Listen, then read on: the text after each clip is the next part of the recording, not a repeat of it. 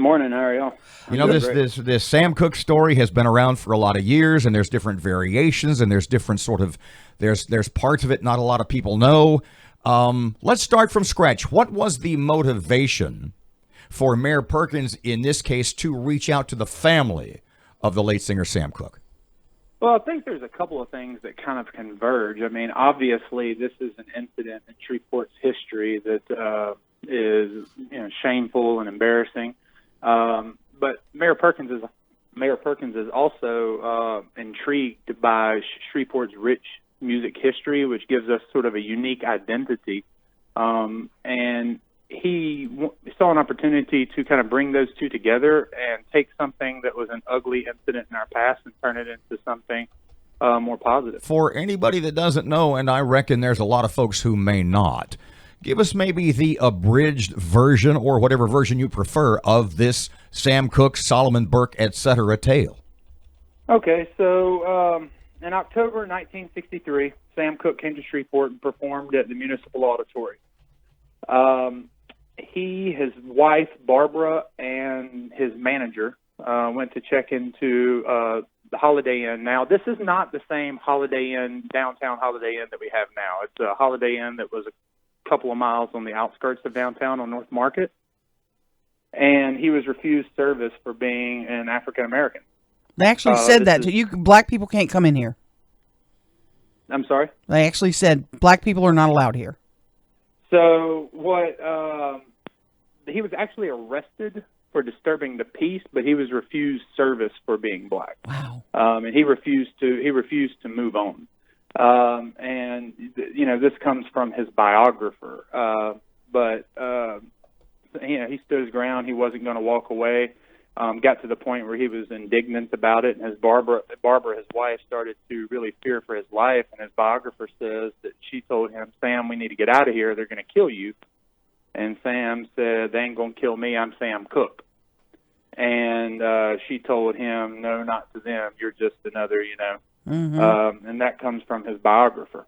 And the next day, October 9th, 1963, the New York Times wrote a headline that said Negro band leader held in Shreveport, and they're referring to Sam Cooke. And he was arrested. There's also allegations that he was abused. He and his bandmates were abused. Awful things allegedly happened to them, correct? Yeah, and I didn't include that in the press release because I was unable to confirm that. I don't deny that it happened.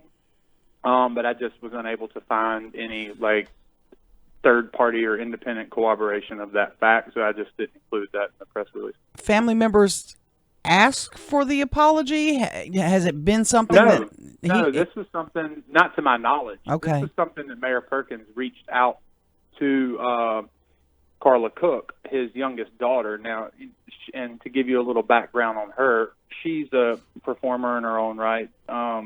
And one of her performances, one of her sets is called the Sam Cooke Experience, in which she performed some of her father's famous music.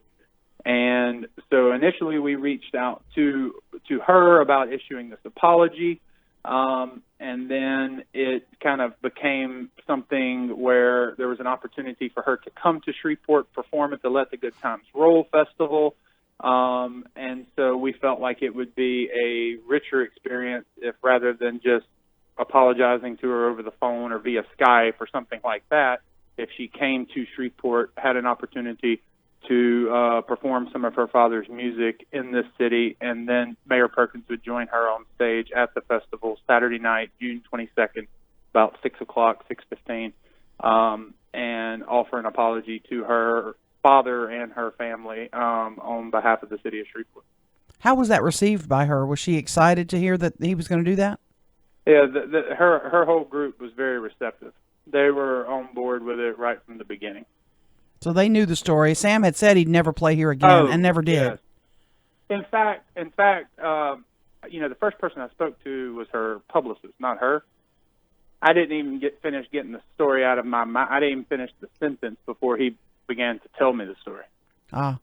So they knew it was instrumental. It was sort of it's not the sole inspiration for a change is going to come, but it was a significant piece of Sam Cooke's inspiration for writing that song. I think it says a lot about like how talented a man he was, that he was able to take a humiliating experience like that and turn it into something that's had such a positive impact on so many people for generations.